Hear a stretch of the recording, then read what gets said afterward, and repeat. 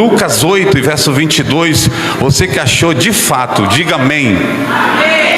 Está dizendo assim, desta forma e desta maneira: num daqueles dias, entrou num barco com seus discípulos e disse-lhe: passemos para o outro lado do lago. E partiram. Navegando eles, Jesus adormeceu. Sobreveio uma tempestade de vento no lago, e o barco se enchia, e eles estavam em perigo. Verso 24, chegando-se a ele, despertaram-no, dizendo: Mestre, Mestre, perecemos. Ele se levantou, repreendeu o vento e a fúria das águas, tudo cessou e se fez grande bonança. Verso 25, então lhe perguntou: onde está a vossa fé? Eles, temendo, maravilharam-se, dizendo uns aos outros: quem é este que até o vento e a água manda e lhes obedece? Você diga amém. Tome seus respectivos assentos. Noiva do Cordeiro, amigos, profetas, intercessores e quem sabe ou não também dizer simpatizantes da fé. Nós estamos diante de um texto, e para nós entendermos esse texto, precisaremos aqui usar uma introdução baseada nesse contexto. É bem verdade que nos textos veterotestamentários, nos textos do Antigo Testamento, alguns conhecedores das profundidades da Bíblia vão dizer que existem contido nos livros do Velho Testamento mais de 1000 promessas. Em contrapartida, nos textos do Novo Testamento, existem mais de 7000 promessas contidas na Bíblia. Mas, porém, 4 me chamam muita atenção. 4 promessas diante de 8000 promessas. 4 me chamam muita atenção. E todas essas 4 têm seu nome. A primeira é condicional, e as outras 3 é decretada. A primeira é condicional e as outras 3 é decretada. A condicional está escrito no livro de Gênesis, capítulo 12, e no seu verso de número 1 e seu número 2, Deus vai dar uma ordem ao seu maior amigo do Antigo Testamento. Deus vai dar uma ordem para Abraão.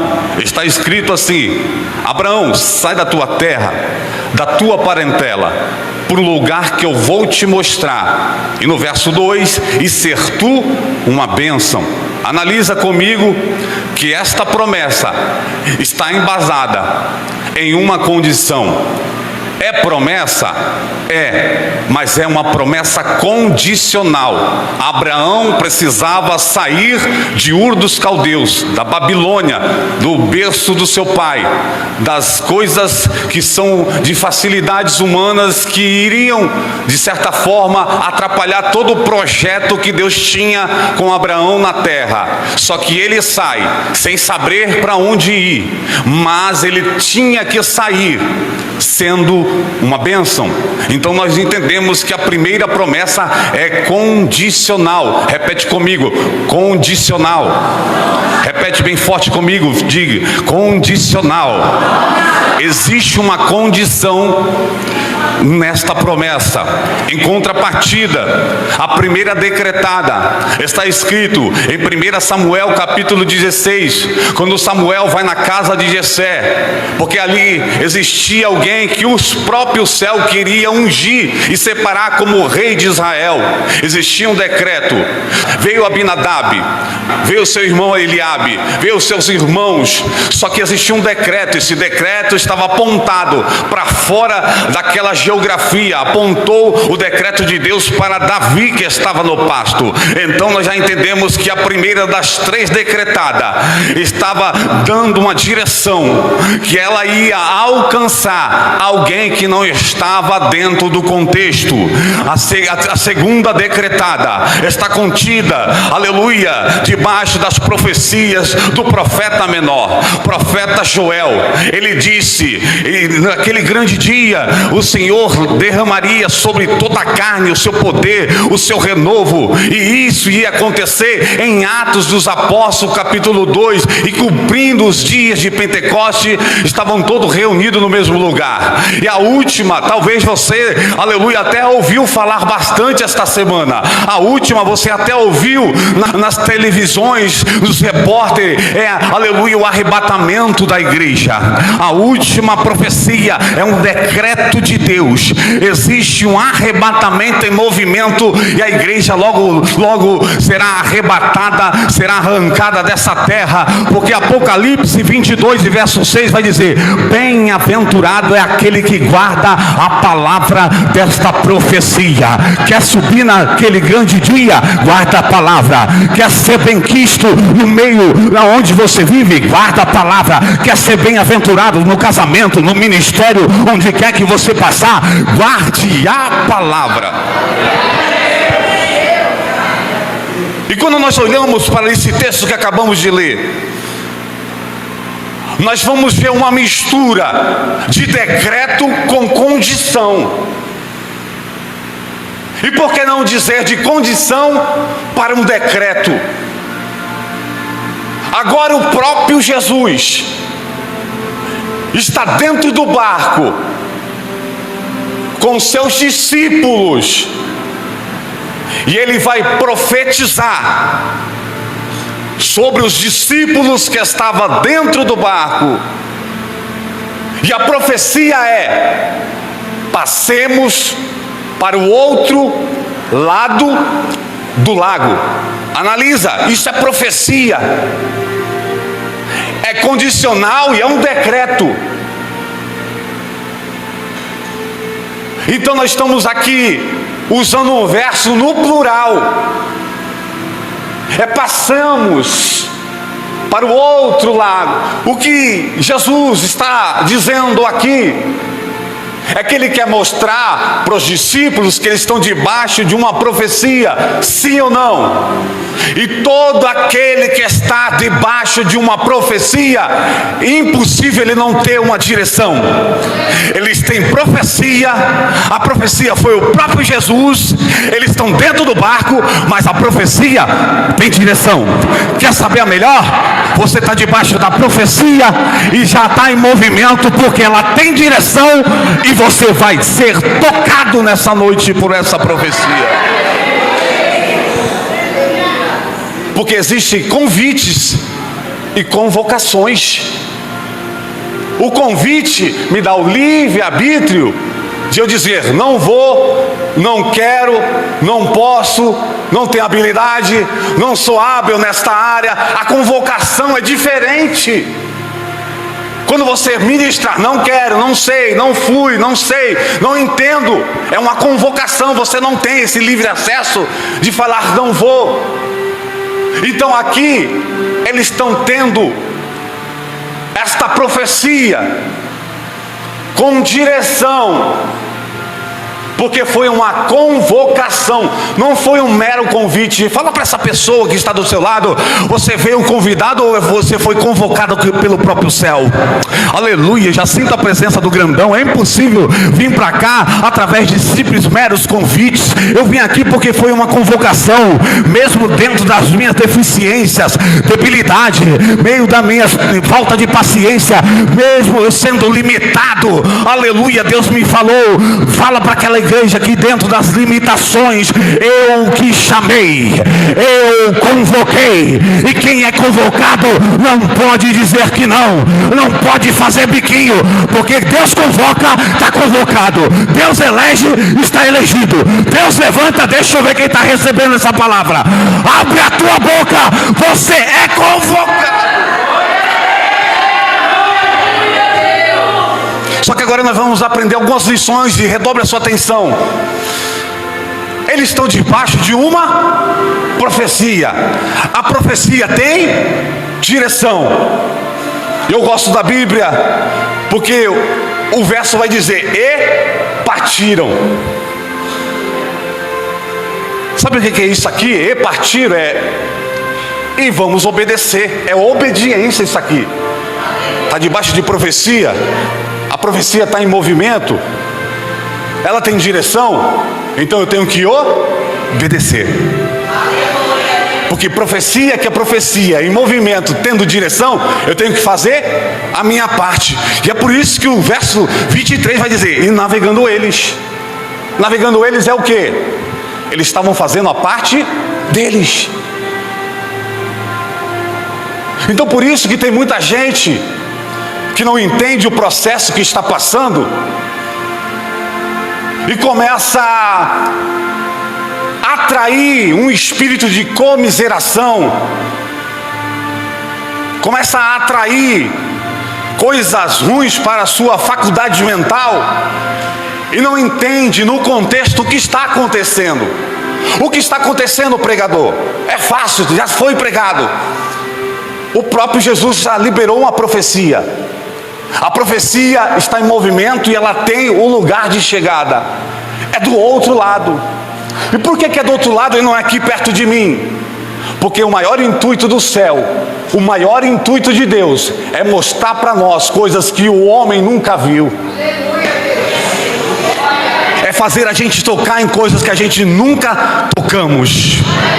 É fazer a gente prestar um culto, não no primeiro, não no segundo, mas no terceiro andar.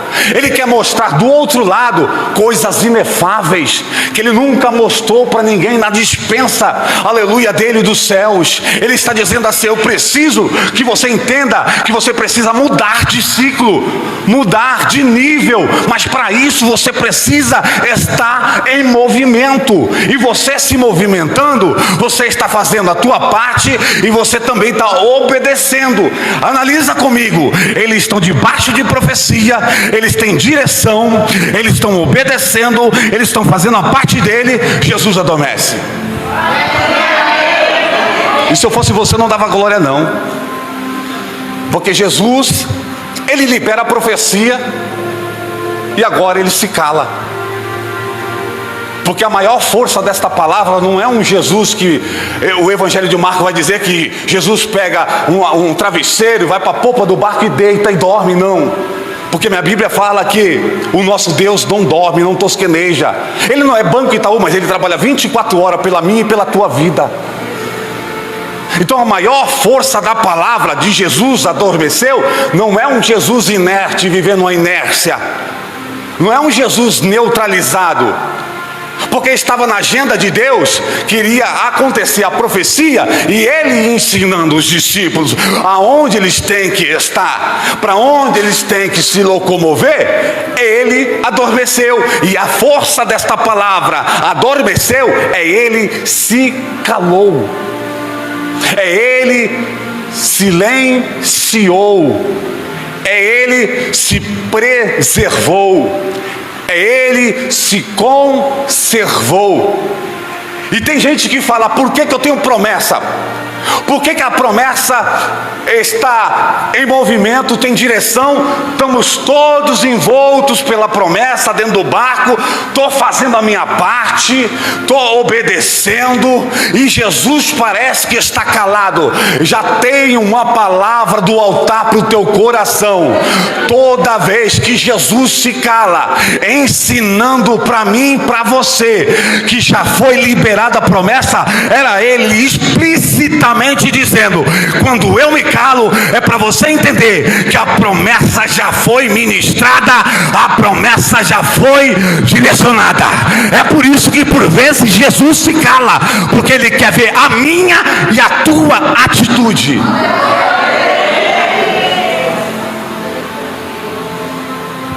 E quem já se deparou com o silêncio de Deus? Quem aqui já se deparou com o silêncio de Deus? o silêncio de Deus traz mais experiência do que as próprias profecias que Ele próprio ministra. Porque é gostoso andar de profecia em profecia. É gostoso ver, porque naquela época não tinha barco a motor, não tinha iate, jet ski. Era no remo. Então é gostoso você atravessar para o outro lado quando o vento está ao teu favor. Só que estava até ao favor dos discípulos, até ele se calar. E quando ele se cala, o que vai acontecer? Uma grande fúria, uma grande tempestade vai se levantar. Mas essa profecia está acontecendo aonde? Genezaré. Ele estava indo para o outro lado.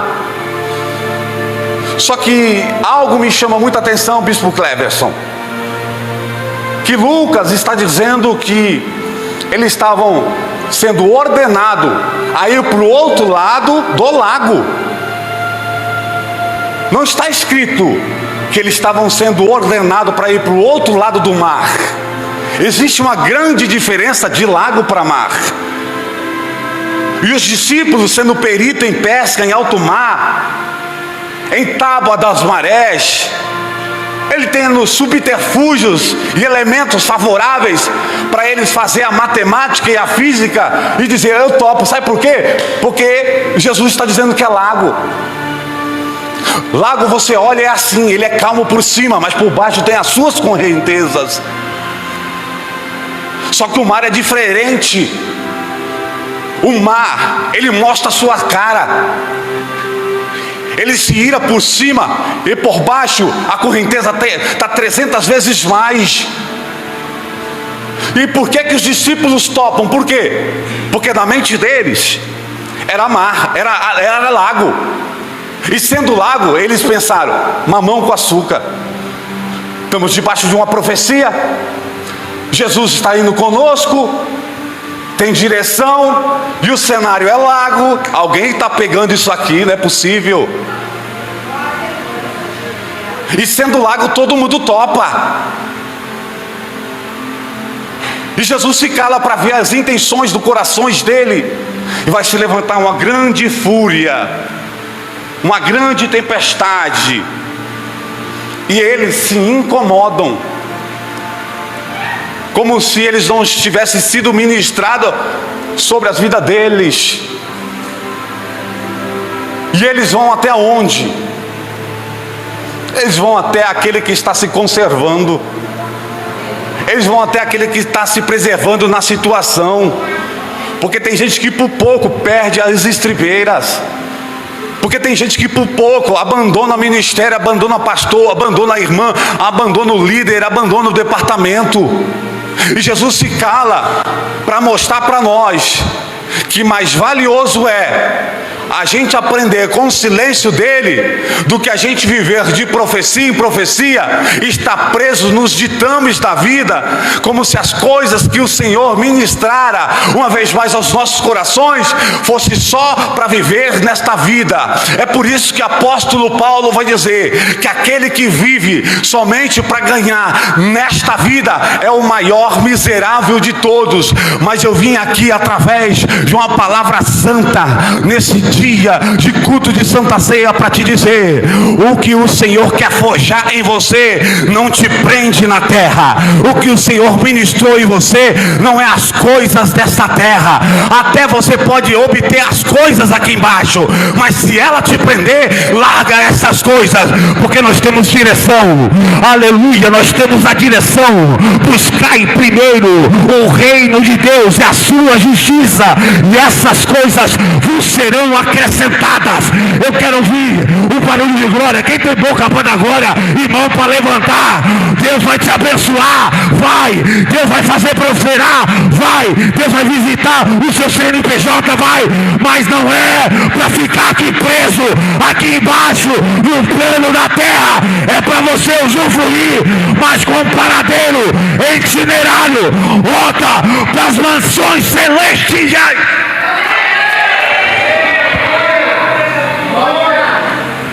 Bênção só é bênção quando eu não perco a rota certa.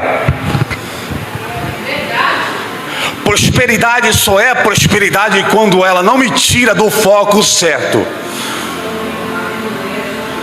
É por isso que a Bíblia vai dizer que é melhor você entrar naquele grande dia com um olho só, com uma perna só, manco, mas você entrar, do que você ganhar o mundo inteiro e perder a sua. Maior que o dinheiro é a tua salvação. Maior que o carro bom é a tua salvação. Maior que a casa própria é a tua salvação. O propósito de Deus aqui é mostrar para os discípulos que até o silêncio dele projeta, é uma projeção para as pessoas se aproximar da promessa. Cutuca esse irmão e fala para ele: esta promessa já está de pé. Eu só preciso me levantar e andar, porque promessa que é promessa, ela tem destino e ela está em movimento. Oh glória, oh glória. Já sinto a presença dele aqui, aleluia. Eu já sinto a presença, já estou vendo gente, aleluia, andando, correndo até a promessa. Sabe por quê? Porque só vai ficar para trás aquele que quiser. Hoje Deus te traz a lume, Ele faz você entender que tem promessa, está em movimento e ela tem direção. Oh glória, aleluia. Ei meu irmão, você é a maior influência para a tua casa, você é a maior influência para o teu emprego, você é a maior influência para os teus amigos, você é a maior influência onde você passar. O diabo tentou dar rasteira em você, ele tentou tocar no teu marido, tocar na tua filha, tocar no teu esposo, mas você entendeu que a promessa está de pé. Estou debaixo de uma profecia, o próprio Jesus liberou esta profecia. O que eu preciso é estar em movimento, em obediência, porque Ele é fiel para cumprir as promessas na tua vida. Meus irmãos, não está no Google isso, eu passei. Por que eu falo que o silêncio é melhor do que as profecias? Porque certa feita eu estava vivendo o silêncio de Deus. E quando você está em silêncio, você tenta qualquer coisa. Você quer quebrar protocolo, você quer quebrar silêncio, você faz tudo, campanha, você fica doente de tanto orar. Você acha que Jesus, o nosso Deus, é uma massa de manobra? Você manobra Ele e vira o Senhor dele, e Ele vira o teu servo. E eu falei para minha esposa: eu preciso que Jesus fale comigo. Eu não fui para culto nenhum. E eu falei com o pastor, falei: pastor, vamos quebrar esse silêncio. Eu preciso de uma resposta, que quem precisa de resposta, ele está disposto a qualquer coisa, sim ou não? E eu falei, pastor, eu preciso fazer alguma coisa. Eu preciso ir para o monte. O pastor falou: já estou passando na tua casa. Só que ele falou: já estou passando na tua casa. Sabe aquele dilúvio, chovendo? Sabe, aonde você fala: meu Deus, para que eu fui falar que eu queria ir para o monte? O pastor corajoso, pensa num homem sangue no olho.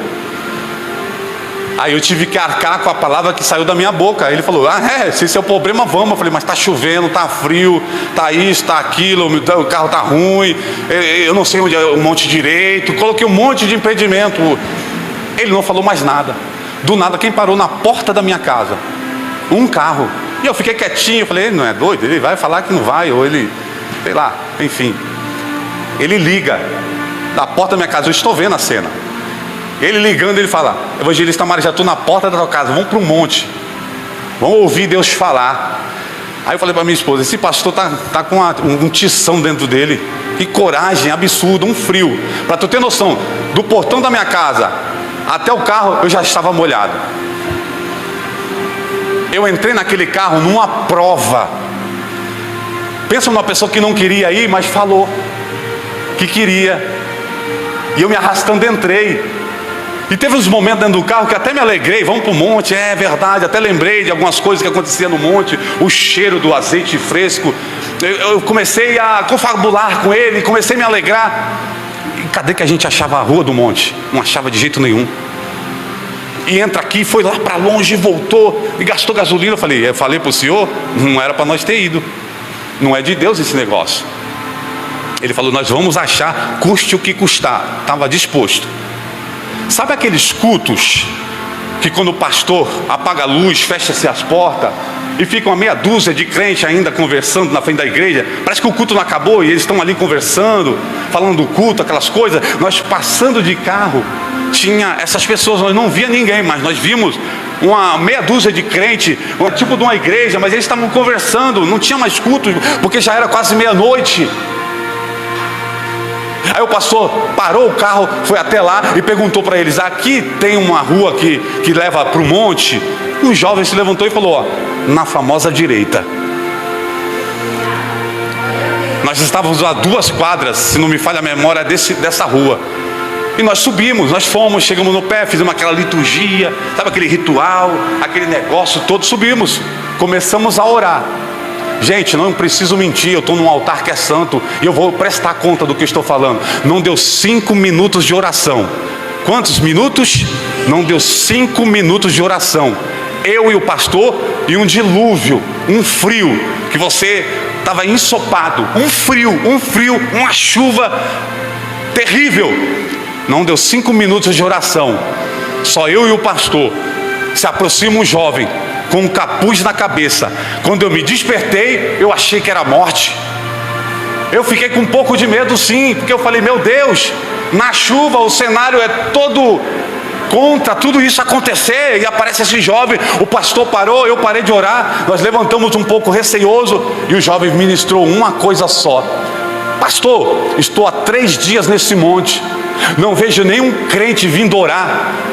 Qual é o problema, jovem? Eu quero me reconciliar com Jesus aqui hoje.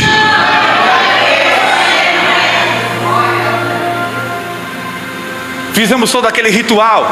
Vai em paz, procura a primeira igreja, vai com Deus, precisamos orar. A gente querendo quebrar o silêncio de Deus quando Ele já tinha falado, e a gente naquela religiosidade. Vai embora, vai, vamos orar aqui, tocar o céu. Não deu 5 minutos, o jovem voltou. E o jovem falou assim, Bispo Cleverson, eu preciso falar mais alguma coisa. Eu falei, fala filho, fala e vaza. Precisamos aqui prestar esse culto aqui no altar aqui. Aí ele falou, olha, eu sou presbítero, eu tenho casa própria, eu tenho carro próprio, eu tenho salário, eu sou profissional, eu tenho esposa, eu tenho um filho. Só que eu fiquei esperando a carteirinha desse bendito presbitério, não aguentei, me desviei. Estou há 3 dias usando droga, desviado desse monte, não vejo nenhum crente vindo orar. Falei, e? Ele falou, então me leva para longe. Você mora para onde? Para lá. Mas eu quero que o senhor me leve de carro para bem longe, porque hoje eu dou cabo da minha vida. O pastor, com a coragem 100 vezes mais do que a minha, ele falou, vamos colocar esse jovem dentro do carro e vamos levar ele na casa dele. Eu falei, o senhor está maluco? E o jovem começou a falar dentro do carro que a esposa dele estava, sabe, essa separação, quase se separando, e tinha polícia e tinha bandido na jogada. Não sei se ele mexeu com a criança, eu não sei se ele mexeu nas drogas de alguém. Eu falei, pastor, vamos vigiar, depois orar, vamos deixar esse camarada embora. Ele falou, não, vamos deixar ele na porta da casa dele. Pensa numa prova, de novo dentro do carro, esse jovem lá, chegamos na rua dele, chegamos lá na casa da esposa dele. É antiético passar das meia-noite, quase 1 hora da manhã, na chuva, ninguém na rua, bater palma na casa de alguém, ainda mais quando é uma mulher. O jovem ficou atrás do portão e eu, pastor, todo molhado, batendo palma na frente como se fosse um feirante. E aí a pessoa, a esposa dele abriu assim, a cortina, fechou. Na segunda vez ela abriu a cortina e levou o celular no ouvido. Eu falei, agora caiu a casa, vai dar polícia ou vai dar PCC? E eu estava ali, querendo, eu falei, pastor, você está ficando louco, vamos embora, deixa ele aí, para tu ver a minha fé. Essa mulher com muito custo, ela veio até o portão e fala, pastor, é antiético, é difícil isso aí, como que você vai me chamar esta hora da noite? Eu falei, nós temos uma bênção aqui, e essa bênção ela tem direção, porque já foi profetizado. Quando nós pegamos o jovem, colocamos de frente dela, ela começou a chorar. Ele é profissional. Nós dirigimos o ciclo de oração, ele não aguentou, ele se desviou. Do nada ele estava colocando piso no chão e ele foi, aleluia, saiu e não voltou mais. Esse é o silêncio de Deus, para nós aprendermos a esperar com paciência no Senhor. E quando nós esperamos com paciência no Pai, fique em paz, descansa o teu coração. Ele é expert em tirar você do final da fila e fazer você sentar entre os príncipes e princesa, porque Ele é a primícia. Duas coisas que eu aprendo e termino agora. Jesus, ele se cala, se conserva, se preserva, porque o texto está dizendo que ele adormeceu. Os discípulos apavorados foram até ele, dizendo as más notícias: olha o que está acontecendo, estamos em perigo. Duas coisas Jesus nos ensina. A primeira, ele se levantou. Ele se manteve em pé. Por isso que Jeremias capítulo 18 vai dizer: levanta, desce e falarei as minhas palavras. Ezequiel capítulo 2, põe-te em pé e falarei contigo. A promessa está de pé, ela está em movimento, ela tem direção, mas eu preciso me levantar. E levantar aqui é Jesus dizendo: mudança de postura. O levantar aqui no texto é com força dizendo: muda de postura. Quando você está em um movimento, você não fica atrofiado. É bem provável que alguém esteja aqui, tem as suas duas pernas, os seus dois braços espiritualmente falando, mas Deus me trouxe aqui para te dizer: põe-te em pé e falarei contigo e direi as minhas palavras. Levanta-te, corrija a postura, coloca-se em foco. Por que você está amuada? Por que você está triste, oprimida? É porque alguém falou que ia te, aleluia, indicar e não te indicou? É porque alguém falou que ia abrir a porta e essa porta não abriu? É por isso que você está querendo dizer para a igreja que você é o último culto? Ei, toma cuidado com as suas atitudes precoces e essas atitudes superficiais, porque você não pode servir a Jesus com parcialidade. Se Jesus fizer, eu faço. Se Jesus não fizer, eu não faço. Se Jesus me mencionar, eu faço. Se Jesus não me lembrar, eu não faço. Nós vivemos servindo a Jesus por parcialidade, mas Deus me trouxe aqui para te dizer: quebra o cântaro, entra na marcha, porque Ele já deu a palavra, já tem profecia. Você está em movimento. Mesmo que alguém tenta parar teu chamado, você fala para essa pessoa: eu tenho foco, eu tenho direção. Mesmo que o diabo levanta fofoqueiro para jogar na tua cara o teu passado, toda vez que Jesus, aleluia, entra no cenário, o diabo tenta jogar o teu passado na tua cara. Mas eu vou dizer uma coisa para você: toda vez que o diabo jogar o teu passado na tua cara, fala para ele: eu vou jogar na tua cara os cravos, aleluia, a coroa de espinho, aleluia, aquela cruz do Calvário.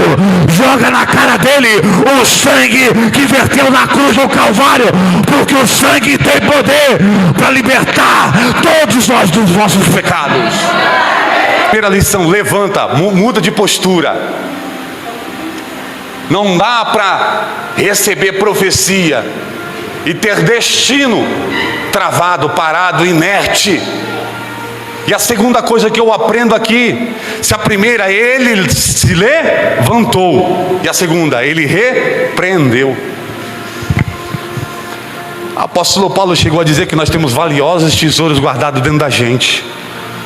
Repreendeu aqui é o próprio Jesus dizendo: ó, além de você se movimentar, se colocar em pé, corrigir a postura, dentro de você existe um dom que eu já liberei, que é da autoridade. Repreendeu aqui é a autoridade. E nós vivemos um tempo de profetas com a boca atada, de profetisas que engole o rolo por causa de A, por causa de B, e não fala o que Deus mandou falar, para não machucar, para não desviar. Pessoa que recebe uma palavra baseada na Bíblia e fala que desviou, essa pessoa não desviou, ela já estava desviada faz tempo. Você lembra da Covid? A Covid não foi o diabo que enviou, não.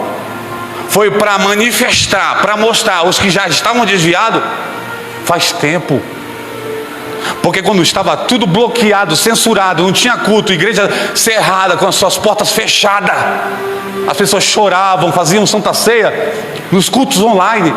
E os comentários eram: não vejo a hora da igreja abrir, eu não vejo a hora da igreja estar em comunhão, eu não vejo a hora de ver a irmã, eu não vejo a hora de reger, eu não vejo a hora de profetizar, eu não vejo a hora de entrar naquele lugar. A igreja está aberta, e cadê as pessoas? Até hoje não voltaram mais. Mas a culpa é do pastor, é do altar, é de Deus? Não, é das más escolhas. Porque a palavra já foi ministrada, existe uma ordem do próprio Jesus. Ele está dizendo: vamos passar para o outro lado, ou seja, vamos viver, aleluia, debaixo da minha ordenança, no meu cordão umbilical. Vamos aprender a depender piamente da minha vontade. Pregador, como é que eu vou saber se a profecia é de Deus? É fácil. Essa profecia está te levando para o altar ou está te afastando? Se estiver te afastando, não é de Deus. Mas tem profecia nessa noite para te trazer para o altar. Hoje é noite de você vir para o altar. Recebe esta profecia. Os teus inimigos serão confundidos. O Senhor te chama por cabeça e não cauda, para você estar por cima e não por baixo. As bênçãos vão te alcançar, mas enquanto isso eu tenho que obedecer e fazer a minha parte. Deixa eu ver quem recebe essa palavra. Quem recebe essa palavra, dá o maior glória que você puder. Termina agora. A primeira lição é: Jesus se levantou, e a segunda, ele repreendeu. E agora, depois de tudo isso que Jesus ensinou, mostrou na íntegra, não foi na teoria, foi na prática. Esse verso que chamou mais atenção: quem é este que até os ventos e as águas mandas e lhe obedece? Observa, depois de ter passado tudo com o próprio mestre, depois de estar debaixo de uma profecia do próprio Senhor, depois de Jesus falar para eles: vocês estão debaixo de uma profecia, eu estou dentro do barco, vocês têm direção, só faz a sua parte, só obedece, porque quando eu me calar, eu estou querendo mostrar para vocês que vocês precisam ser forjados, mesmo quando eu me conservo, esperando as suas atitudes. E agora, quem era para abraçar tudo isso e colocar em prática, agora eles colocam indagações, pontos de interrogações, dizendo: quem é este? Porque só não respeita a identidade quem não tem identidade. Eles não reconheceram aquele que era o autor e consumador das vossas fé, que ensinou como um neném nos braços, direcionando e levando. Eles não reconheceram Jesus. Aí você vai lá para Mateus 7:22, está escrito assim: e muitos naquele dia dirão: nós profetizamos, nós expulsamos demônios, nós fizemos sinais e maravilhas. Qual é a resposta de Jesus aqui? Se afasta, porque eu não vos conheço. Analisa. Se nós não estamos no tempo de reconhecer o poderio e o senhorio de Jesus, recebemos as bênçãos e não reconhecemos, e não damos crédito, e não conhecemos aquele que está dando tudo aquilo que até agora eu conquistei. Não reconheço e não conheço. Não respeito a identidade daquele que tem o total poder sobre a vida, sobre os céus e a terra. Só que naquele grande dia, quem não vai nos conhecer é Ele. Hoje eu não reconheço e não conheço. Naquele grande dia, os dons espirituais, não vai comprar papai. É por isso que eu tenho muito medo de pessoas falar que está em movimento, tem profecia, mas não obedece, mas não aprendeu a servir. Vem tomar Santa Ceia em pecado. Está achando que coisa de Santa Ceia é festa de carnaval.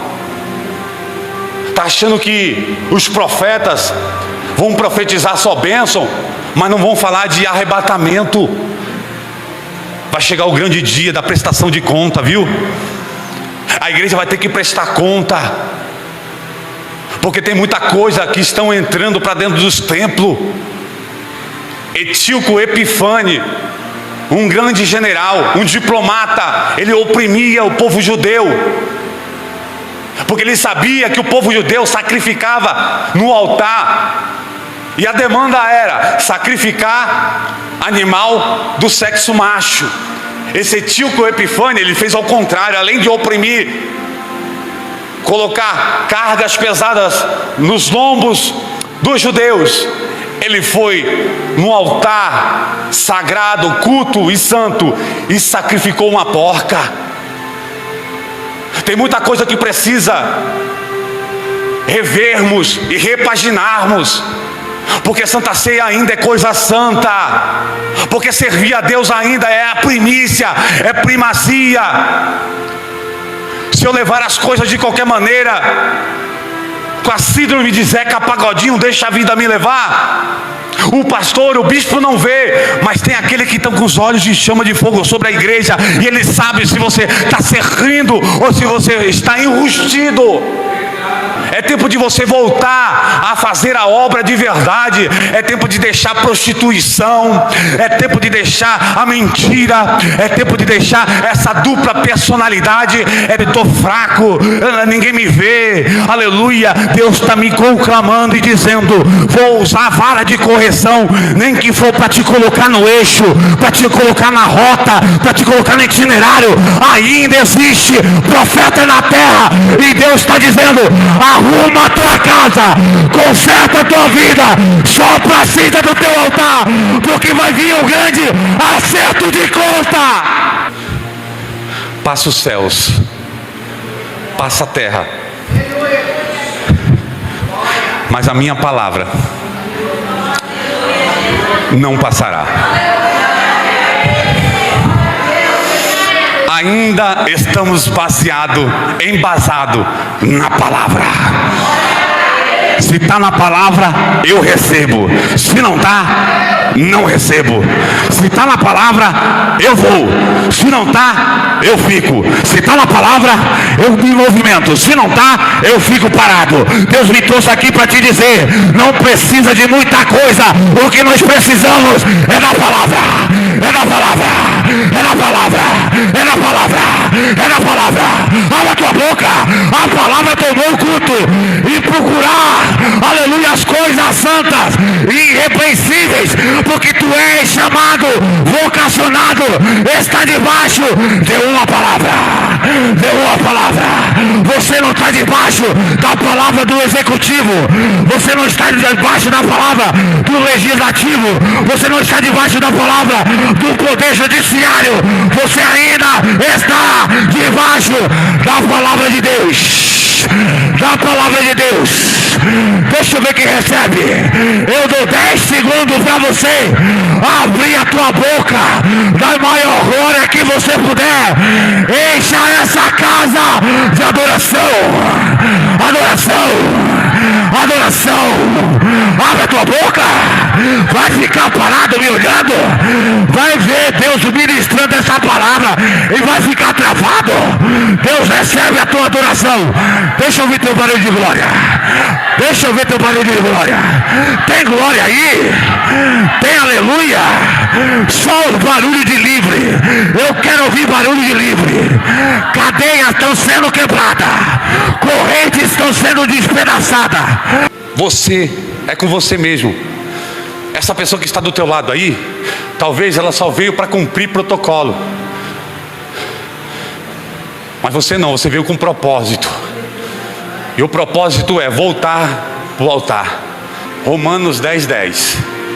Com o coração se sente para a justiça, mas com a boca se confessa para a salvação.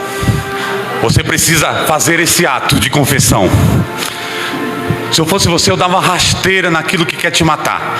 Vencia esse banco, pedia licença para essa pessoa maravilhosa que te convidou e fala para ela: ó, sinto muito, você fica aqui porque eu vou adorar, eu vou receber as dádivas do céu. Eu queria conhecer você. Eu queria que você viesse aqui na frente. Eu queria que você se levantasse. Eu queria que você recebesse esta palavra de Deus. Você não pode continuar da forma que você está.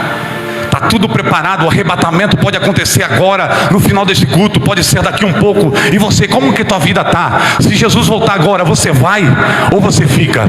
É por isso que eu estou aqui, através desta palavra te dizendo: vem para o altar, vem para o altar.